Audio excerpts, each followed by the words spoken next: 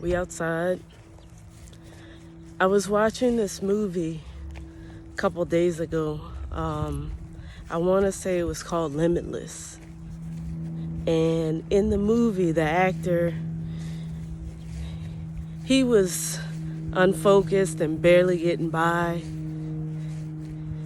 And he took this drug that empowered him to use the full potential of his brain's capacity. And he was able to do all these things and recall all this information and knowledge that was already within him. And as the movie continued on, he was having all this creativity and understanding of things that he never understood before. And he was able to capitalize off this knowledge. And he continued to take more and more of the drug.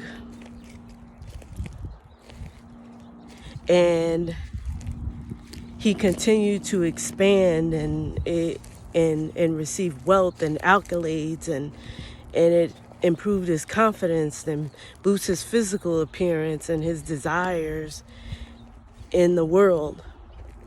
And at one point in the movie,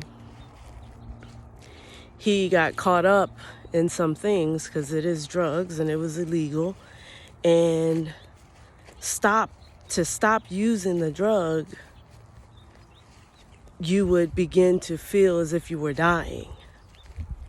And he wasn't the only person on this secret drug. And so the other people that were also using the drug, they were beginning to suffer because they ran out. But they knew that he had the drug. So he had these people coming after him to get the drug. And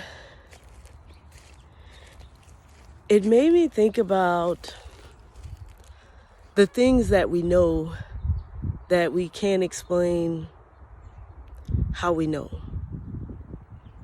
Like, there's some things about nature and animals and humanity and just random facts that I know, and I don't know how I know it.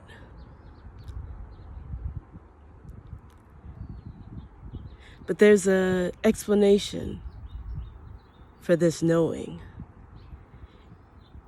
It's because it's within us. It's somewhere in us. The information, the experience happened somewhere in our DNA. It happened somewhere along one of our lives. It happened somewhere to someone that we came from. Because you were already conceived when your grandmother conceived your mother. You already existed. You were already an egg. So you were already a part of her. And she was already a part of her mother when her mother's mother conceived her. So we already existed in some form. We already experienced things directly or indirectly in some way. And that information, that knowing, is stored within us. Not to mention the fact that we are all connected by some degree of separation. That we all come from the one. That we all are tethered to in some way still, whether we acknowledge that or not. So we have infinite knowing. We are all so deeply connected in ways that we don't even have the capacity in our minds to fully accept or to fully embrace.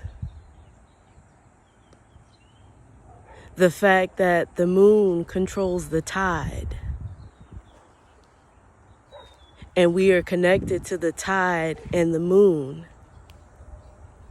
because we are mostly made of water. The moon moves us as well. We are energized by the sun,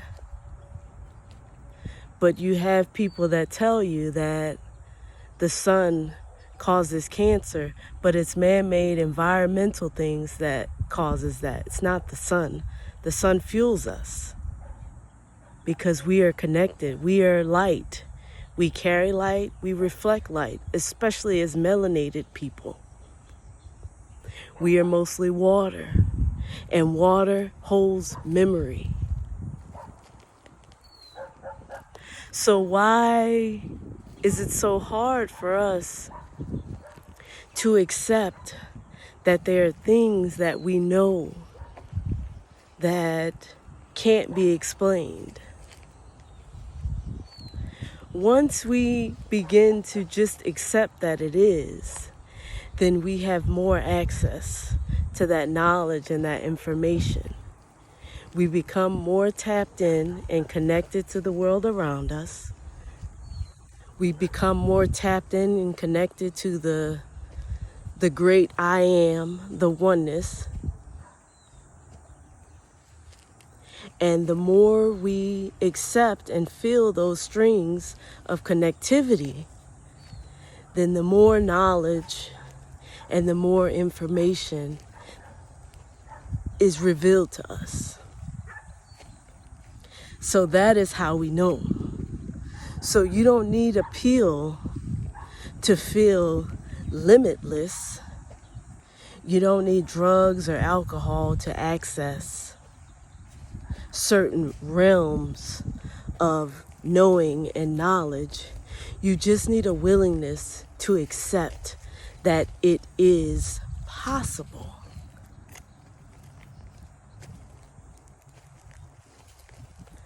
You have to get quiet and still. Being quiet and being still is something that I embrace in my life. I could go days without speaking. I remember I was on a silent retreat, and it was the first silent retreat that I ever been to, and it was 3 days. And I had never felt more alive and present than I did at this retreat. The beauty of silence, of being around people and animals and things and not speaking. Choosing to not speak. It was so eye-opening and powerful for me. It made me realize how focused and disciplined I am and how much stillness and quietness really benefits my spirit and my soul. I felt so rejuvenated and alive and present in the quiet, in the silence. And at the time, I was in a relationship with someone, and they struggled with the quiet. They were trying to have conversation with me, and I'm not responding, and they getting offended. And I'm like, I can't, in my mind, I want to tell you to be quiet because we're at a silent retreat, but I'm practicing the silence. So I'm not going to bother to tell you these things because we're practicing the silence and you're speaking to me. She struggled big time. It was very difficult.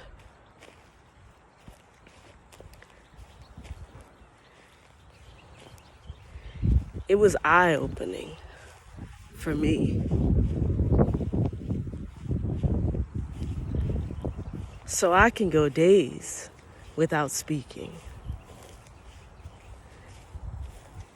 There's so much that can be said without words. Words are powerful. Words are expensive. That is for sure.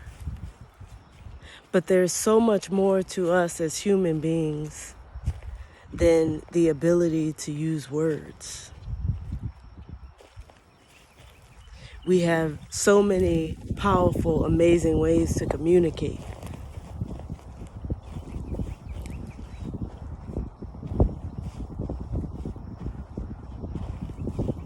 So we are limitless. And we have the power to tap into that.